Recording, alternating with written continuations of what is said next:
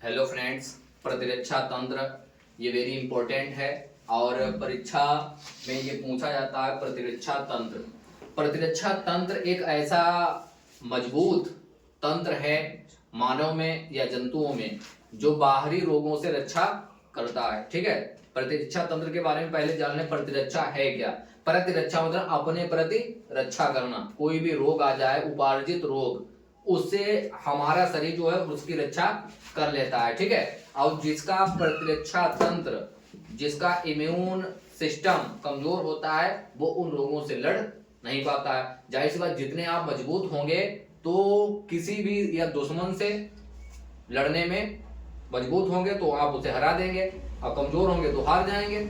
ऐसे ही रोग है, वो दुश्मन की तरह आते हैं और तुमको परास्त करके चले जाते हैं। जिनका इम्यून सिस्टम होता है मजबूत, उनको बुखार बुखार तो कुछ पता ही नहीं चलता है, कब आया कब चला गया। बहुत से लोग होते हैं बुखार आ गया, देव उठेंगे नहीं हफ्ते भर, अरे भैया बुखार में पड़े रहे, बहुत बहुत परेशान है। तो उनका इम्यून सिस्टम जो होता है वो कमजोर होता है। ठीक है, तो आपको इसमें लिखना है कि मनुष्य में, जीव जंतुओं में एक प्रतिरक्षा तंत्र होता है उपार्जित या बाहरी रोगों से लड़ने के लिए, जिसको कहा जाता है प्रतिरक्षा। इसमें जो सहायक होते हैं अंग, उसको कहा जाता है प्रतिरक्षा तंत्र।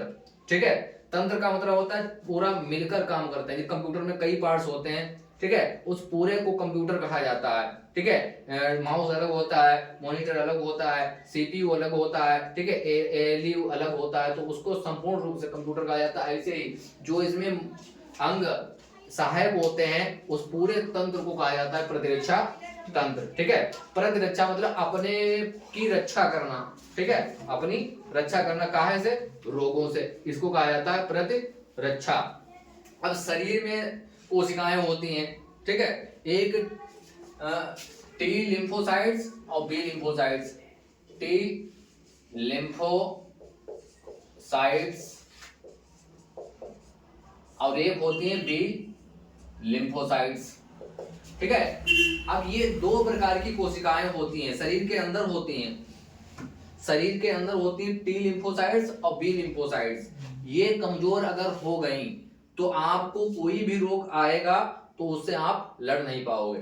जैसे मैगजीन, तुम्हारे पास चाहे कितनी भी बड़ी गन क्यों ना हो, आप मैगजीन में तो कारतूस ही नहीं है, तो लड़ो को काहे से?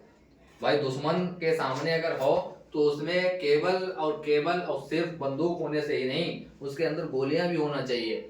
बहुत से लोग कहते हैं अरे हट्टा कट्टा तुम्हें कहा है, लेकिन उनका मजबूत इम्यून सिस्टम नहीं है तो वो कैसे लड़ेंगे?